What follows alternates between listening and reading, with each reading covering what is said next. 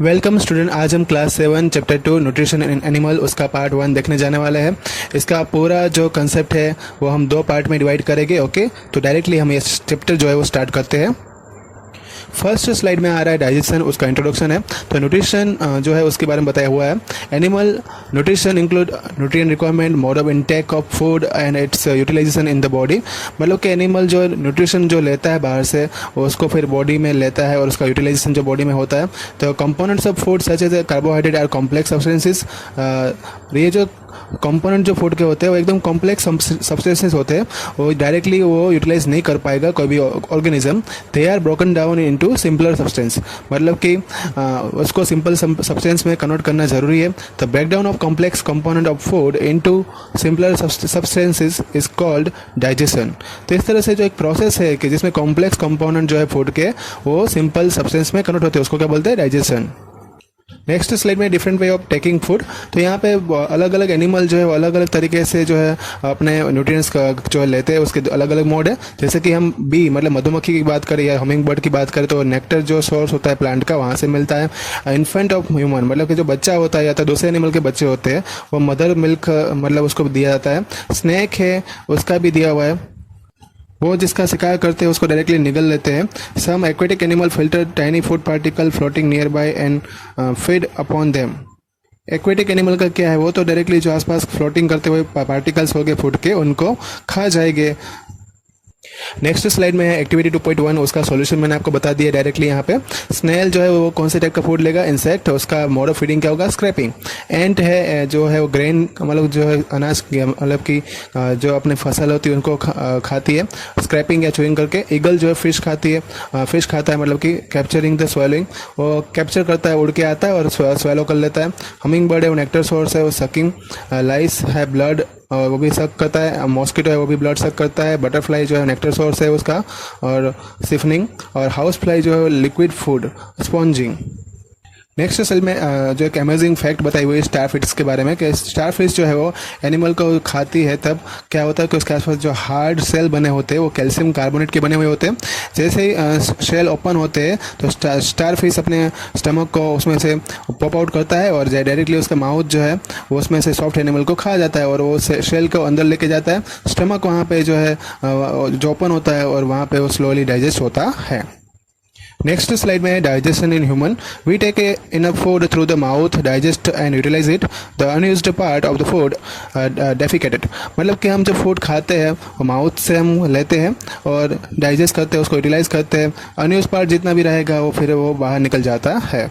जो then food passes through the continuous canal which begin at the buccal cavity and ends at the anus. The canal can be divided into various compartment. Food जो है वो अलग अलग canal में से continuously पास होता रहता है। अलग वो बकल कैविटी से शुरू होता है और एनस पे जाके उसका एंड होता है। इससे पहले उसको अलग अलग कंपार्टमेंट में डिवाइड किया गया है यहाँ पे, जो टोटल 6 है। Buccal cavity, food pipe, stomach, small intestine, large intestine और एनस। उसके बारे में हम डिटेल में देखने वाले हैं। नेक्स्ट स्लाइड में अभी भी इंट्रोडक्शन ही चलेगा। उसमें पहले लिखा हुआ है कि this part together form elementary canal. ये सभी पार्ट मिलकर एक एलिमेंट्री कैनाल बनाते हैं। The food component gradually get digested as a food travel through the various compartment. Food जो कंपोनेंट जो रहते हैं फूड के कंपोनेंट वो डाइजेस्ट होते जाते हैं अलग अलग कंपार्टमेंट में से। मतलब आधे जो फूड के कंपोनेंट हो गए वो सभी एक ही कंपार्टमेंट में डाइजेस्ट नहीं होंगे, वो सभी कंपार्टमेंट में से जब पास हो गए तब उसका डाइजेशन होगा। The inner wall of the stomach and the small intestine and various gland associate with the canal such as salivary glands, the liver and pancreas secreted digestive juice. जो स्टमक के अंदर जो वॉल होती है फिर small intestine होता है, सभी के साथ अलग अलग ग्लैंड्स कनेक्टेड होती है जिसमें से एक डाइजेस्टिव जूस बाहर आएगा। जो digestive juice convert the complex substances of food into simpler ones. ये सभी डाइजेस्टिव जूस इसलिए बाहर आते हैं क्योंकि जो कॉम्प्लेक्स सब्सटेंसेस फूड के होते हैं उसको सिंपल फॉर्म में कन्वर्ट करना पड़ता है। Digestive track and associated glands together constitute digestive system. तो इस तरह से एक डाइजेस्टिव ट्रैक जो था उसके साथ एसोसिएटेड ग्लैंड जो थी वो सबको साथ में मिलकर क्या बना? Digestive system. Next slide में mouth and buccal cavity. Food is taken into the body through the mouth. The process of taking food into the body is called ingestion. तो एक प्रोसेस रहती है जिस तरह अपना फूड जो है वो बॉडी के अंदर एंट्री करता है उसको क्या बोलते हैं? Ingestion. We chew the food with the teeth and break it down mechanically into small pieces.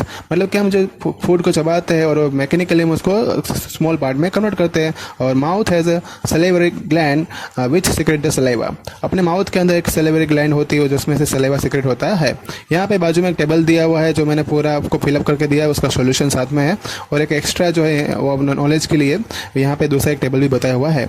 Cutting beating teeth जो होते हैं वो जो में लोअर जो में 4 ऊपर जो में 4 होते हैं।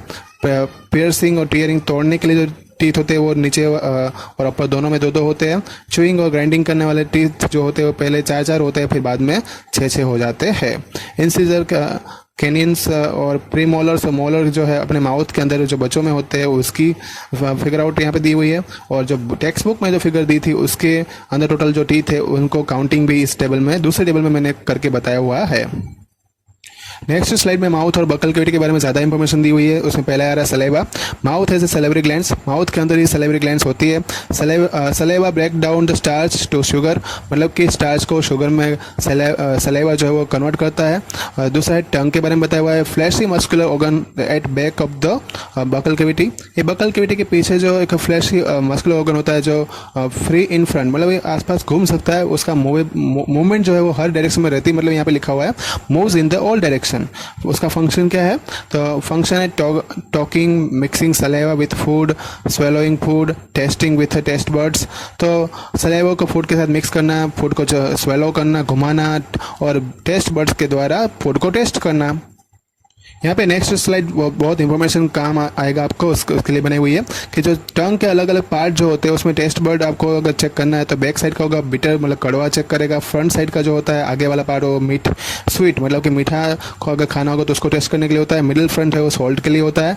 और मिडिल बैक जो है वो सोर, मतलब कि सोर खट्टा कोई होगा चीज़ तो उसको टेस्ट करने के लिए होता है। नेक्स्ट है उसमें एक्टिविटी 2.3, उसमें टेस्ट ट्यूब हमें मतलब एक टेस्ट ट्यूब लेनी है। उसमें क्या भरना है पहले तो first put 1 teaspoon of boiled rice, 1 चम्मच उसमें बॉइल्ड राइस डालने हैं। पुट 3 ml वाटर, 3 ml पानी डालना है। और फिर पुट 3 ड्रॉप्स आयोडीन, उसमें 3 ड्रॉप्स आयोडीन के डालने हैं। तो ऑब्जर्वेशन क्या मिलेगा? डायरेक्टली वो उसका कलर चेंज हो जाएगा और ब्लू ब्लैक बन जाएगा। मतलब दूसरा उसका कंक्लूजन ये मिला कि टेस्ट पॉजिटिव टू स्टार्च, मतलब स्टार्च हमने डाला था तो उसकी टेस्ट कैसी मिली? पॉजिटिव मिली। दूसरी एक टेस्ट ट्यूब लेनी है, उसके अंदर हमें क्या डालना है? Chewed boiled rice, put 3 ml water and put 3 drops iodine, मतलब जो चबाने के बाद जो बॉइल्ड राइस होते हैं उसको डालना है। ठीक है, पहले हमें राइस जो बॉइल्ड राइस थे उसको चबा लिया, फिर उसको डालना है। फिर हम ऑब्जर्वेशन लेंगे तो उसमें हमें ब्लू ब्लैक कलर जो है वो चेंज होता हुआ दिखाई नहीं देगा। उसका मतलब ये हुआ कि ये टेस्ट है वो स्टार्च के लिए नेगेटिव है। उसका मतलब ये हुआ कि सलेवा जो है वो क्या करता है? Because the saliva break down the starch into sugar, मतलब सलेवा के लिए टेस्ट पॉजिटिव थी और सलेवा जब प्रेजेंट नहीं होगा तो वो कैसी होगी? नेगेटिव। क्योंकि हमने जब चबा लिया था ना चावल तो वो कैसा बन गया था? अब उसका वो ग्लूकोज में कन्वर्ट हो गया था स्टार्च, तो ग्लूकोज में आयोडीन जो है वो टेस्ट देगा नहीं। अब अगली स्लाइड, मतलब जो उसमें नेक्स्ट स्लाइड में टूथ डिके के बारे में बताया हुआ है कि कब होता है। तो जब left over food in mouth, जब माउथ में फूड अपना रह जाता है, इट इज़ नॉट क्लीन, और सफाई उसकी नहीं होती है। ब्रीड हार्मफुल बैक्टीरिया, अपने जो ऑलरेडी दांत में जो बैक्टीरिया, टीथ में जो बैक्टीरिया फंसे हुए हैं वो उसको खाने के फॉर्म में उसको यूटिलाइज करते हैं। Bacteria break down sugar on food and release acid, उसके बाद जो बैक्टीरिया उसको खाते हैं और उसमें से एसिड रिलीज करते हैं। एसिड डैमेज द टीथ, यही एसिड जो है टीथ को डैमेज करते हैं। दिस इज टूथ डिके, इसको क्या बोलते हैं? Tooth decay. कॉज उससे क्यों होता है ऐसा? तो कि tooth and even tooth loss, कभी कभी टूथ लॉस, जब दांत अपने गिर जाते हैं तब भी ऐसा बैक्टीरिया जो है वो बढ़ जाते हैं बॉडी के अंदर। कॉजेज उसके क्या है? तो क्यों टूथ डिके होता है? तो उसमें स्वीट सॉफ्ट ड्रिंक और चॉकलेट हम खाते हैं ज़्यादा, वो भी एक रीज़न हो सकता है। सॉल्यूशन उसका क्या है? तो सॉल्यूशन में है clean the teeth twice a day and using toothpaste and dental floss twice a day.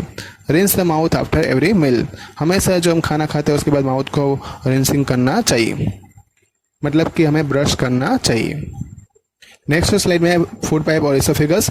जो स्वेलो फूड जो होगा, मतलब तो पहले हमने माउथ से पूरा जो फूड को हमने स्वेलोइंग कर लिया है वो इसोफेगस के थ्रू अंदर जाएगा और फिर उसकी मूवमेंट जो इसोफेगस में देखने को मिलेगी। फूड जो है वो स्टमक जो एक्सेप्ट नहीं करेगा वो वॉमिटिंग से बाहर निकल जाएगा। Food does not enter in the windpipe through the food pipe and windpipe are adjacent. Food जो है कभी विंड पाइप के अंदर एंट्री नहीं करता है, क्योंकि फूड पाइप और विंड पाइप जो है एक अलग अलग एडजेसेंट फॉर्म में रहेगी। During the swallowing a value close the pipe and मतलब कि जो फ्लैप लाइक स्ट्रक्चर होगा क्लोज हो जाता है, food enter the food pipe. जब भी हम स्वॉलोइंग करते हैं तब वो एक विंड पाइप है उसका स्ट्रक्चर क्लोज हो जाता है और फूड जो है फूड पाइप में जाता है। फिर if food enter wind pipe we will choke the get cough and hey. एक सब अगर फूड जो गलती से विंड पाइप में चला जाता है तो उसमें हमें कफ मतलब कि कभी कभी जो खांसी आती है और कभी कभी में छींके भी आती है। नेक्स्ट स्लाइड में स्टमक के बारे में बताया हुआ है। It is a thick walled bag, shape is a flatten U, widest part of the elementary canal. मतलब कि ये उसका शेप जो होता है यहाँ पे यू होता है, एक वॉल बैग टाइप का स्ट्रक्चर होता है, सबसे एलिमेंट्री कैनाल का सबसे बड़ा पार्ट है। At its one and it's get food from the oesophagus. यहाँ से उसको फूड जो है इसोफेगस से मिलता है। As its other end it open into small intestine, और ये जो है वापस स्मॉल इंटेस्टाइन में जाके ओपन होता है। Its inner lining secrete the mucus, hydrochloric acid and digestive juice. इसके अंदर की जो वॉल होती है उसमें से म्यूकस, हाइड्रोक्लोरिक एसिड और डाइजेस्टिव जूस जो है बाहर निकलते हैं। उसके तीनों के बारे में हम यहाँ पे स्टडी करेंगे। पहले उसमें आ रहा है म्यूकस। म्यूकस का काम क्या है? प्रोटेक्ट द स्टमक लाइनिंग, वो स्टमक लाइनिंग को प्रोटेक्ट करता है। हाइड्रोक्लोरिक एसिड का काम क्या है? Kills the bacteria in food, जो फूड में जितने भी बैक्टीरिया होंगे उसको वो मार देगा। और it make the stomach acidic, वो स्टमक में जो फूड है उसको एसिडिक बनाएगा। Helps in digestive juice to act, और फिर डाइजेस्टिव जूस को और साथ में मिलाने में भी हेल्प करेगा। डाइजेस्टिव जूस जो है वो क्या करेंगे? तो break down the protein to simpler substances. अपने खाने में जो प्रोटीन के जो कॉम्प्लेक्स वाले सब्सटेंसेस होंगे उसको सिंपल सब्सटेंसेस में कन्वर्ट करने की जो कोशिश करते हैं वो कौन होते हैं? Digestive juice.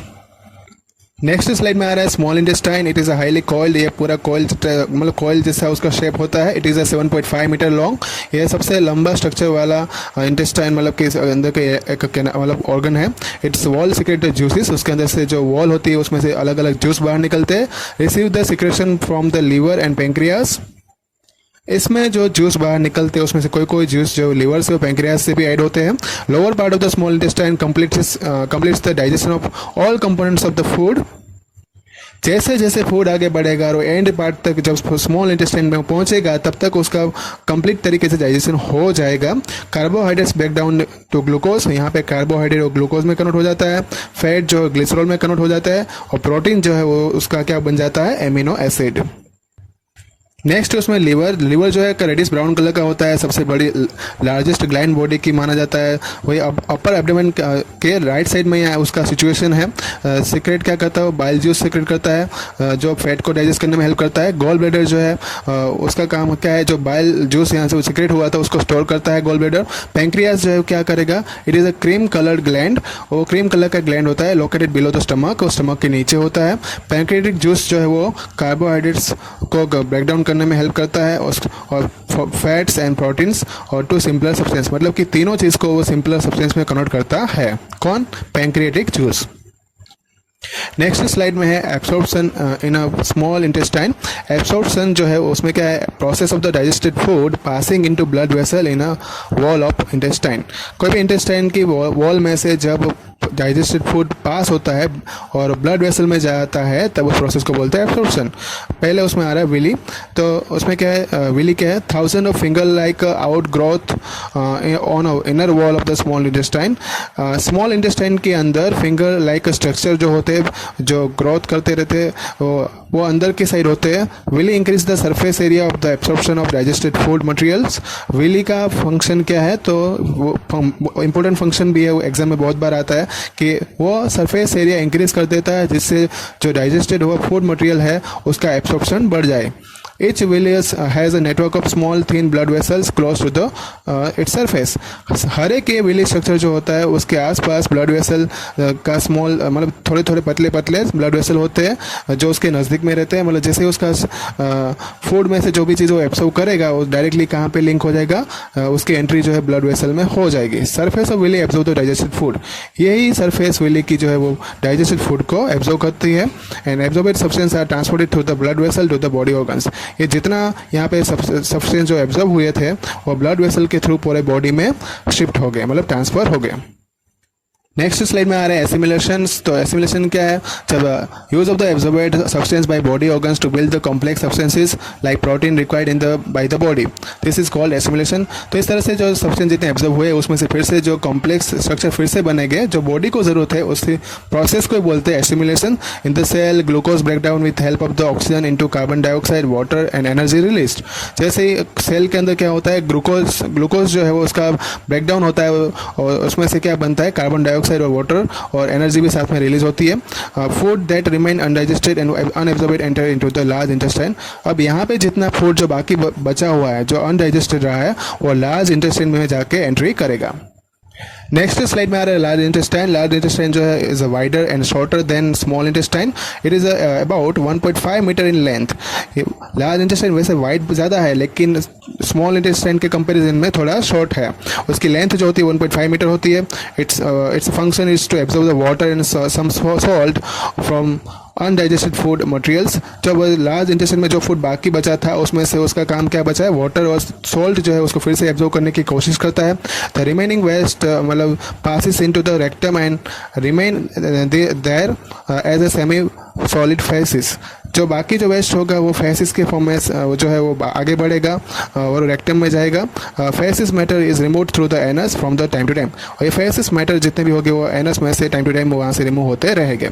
तो रिमूव होने की जो प्रोसेस है उसको क्या बोला गया है, इजेशन।